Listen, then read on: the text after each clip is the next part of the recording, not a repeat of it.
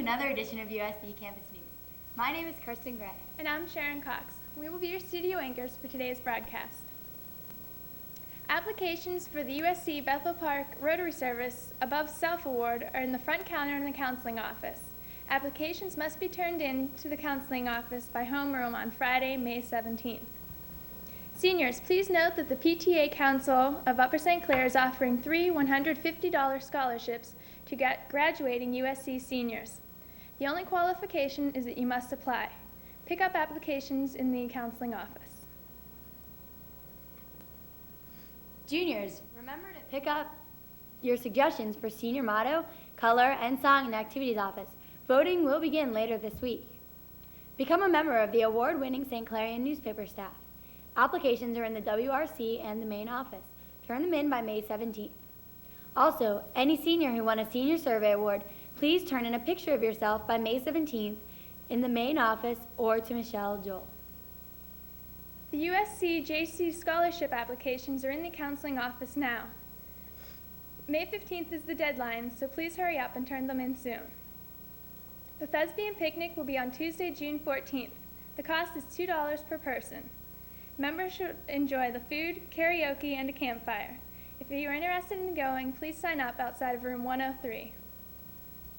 Some important dates to remember are the senior banquet, Thursday, May 21st, the awards assembly, Thursday, May 30th for the whole school, prom will be Thursday, June 6th, graduation will be June 5th at 5 p.m. in the stadium, and the baccalaureate will begin June 5th at 2 p.m. in the auditorium.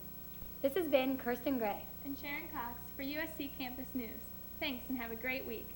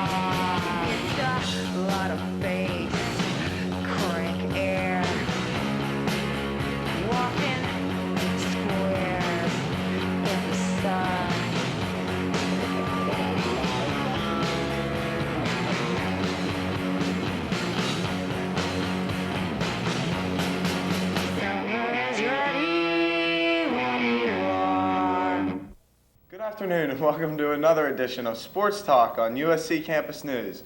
I'm Bob Worley. And I'm Gavin Williams. And before we start today, we'd like to extend a warm Mother's Day greeting to my mom, Carmela Worley. And my mom, Karen Williams. I'm sure they're very proud of their talented sportscasting sons. Yes, thank you for the great job over the years. And in news this week, Tim Brindle captured the three-point contest championship for the 14 and under age group at the Fitzgerald Fieldhouse. The baseball team is now 10-5 overall, 5-5 in the section. Last week they lost to Bethel Park 7-6 after winning 6-1 through 5 innings. Monday they play at McGuffey and Tuesday at home against Trinity. They need to win both of these games to get a playoff berth. The volleyball team lost to Bethel Park 3-0. The Tuesday they play Bell Vernon Area School District. This will be senior night, so please come out and support the Panther volleyball players. And Thursday they play at Mount Lebanon. The junior mud volleyball team captured the first junior title for the mud volleyball championship ever, defeating Team CY, the senior team, Team CY, on a cheese ball call by Mr. Morton. Thank you very much, Mr. Morton. And in softball news, the girls softball team dropped a couple games this week to extend their record to 7-6. First of all, they lost to number 1 Baldwin 9-0 on Tuesday, and then they dropped a heartbreaker 2-0 to Bethel Park on Thursday. The softball team faces 2 tough games this week. First, Monday they play Mount Lebanon, and then Tuesday, actually, they play a doubleheader against Keystone Oaks and Seton LaSalle. The tennis team kept their unbeaten streak alive, running their record to 16-0 with a 4-0 victory over Mount Lebanon. The doubles team of Marchane Strovos and Kurt Rowland finished third in the whole Whippeals after winning the section championship. The playoffs start this week, so good luck to the boys Panthers team, which consists of top 3 single players, Amit Karakelbar, Marchane Strovos, and Ryan Bain, and doubles team Kurt Rowland and Ed Horry. Good luck, Panthers. And the track teams both had successful weeks as they faced Whippeal qualifiers. The girls had a lot of qualifiers, probably too numerous to mention, but I'll just mention a couple. Congratulations to Becca Desmond, who is number 1 in the high jump, jumping 5 feet 7 inches, and Amy Balsinger in the long jump and the 100-meter individual hurdles, and as well as the 4x100 relay team of Ashley Schmerl, Megan Schmidt, Amy Balsinger, and Aviel Selkovitz, and the 4x400 relay team, which also consists of Megan Schmidt, Ashley Schmerl, and Aviel Selkovitz, along with Patty Garrity. And the boys, Blake Olak qualified in the 800-meter dash, and the 4x400 team and the 4x800 teams both qualified, consisting of B.J. Fife, John Glake, Jan Schmidt, and Blake Olak. And also in boys track, the boys track freshman and sophomore squads finished 5th out of a possible 25 teams at the Butler Invitational this week. Well, Bob, now it's time for our point-counterpoint segment. Yes. Boys baseball has a tough week coming up. They've got to win at McGuffey, which probably isn't too difficult. And then they've got to face a tough Trinity team at home, and they've got to win both games to qualify for the playoffs. Well, what do you think? Well, I think the only bright point this week is that we get to play Trinity at home. Trinity's a heck of a squad this year. It's always tough for St. Clair to beat the squads out in Washington, PA, and where, because it's kind of like our football team. That's what they take pride in. And we're really going to have to suck it up after the loss to Bethel Park to try and qualify for the playoffs. Well, I thought the team played really well against Bethel Park. They kind of lost it in the later innings. Tom Sullivan pitched a great game, but he sustained some sort of an injury, and after that, things were never quite the same for the Panthers. But the Panthers played well. They hit the ball well. I look for some of the seniors to step up because this is their last chance to make the playoffs. I look for one senior in particular to step up, Brandon McKay, who was formerly from Trinity and moved to Upper St. Clair in about 8th grade. So he has probably a lot of friends on the team that he would like to get some revenge against for Trinity beat them the first time. And also Rhett Klein, Jason Daly, Matt Russell, Dave Pickering, some of the other seniors. See, you're talking about stepping up, but I'm talking about stepping up because the whole team, not just one player, is going to have to do it against Trinity.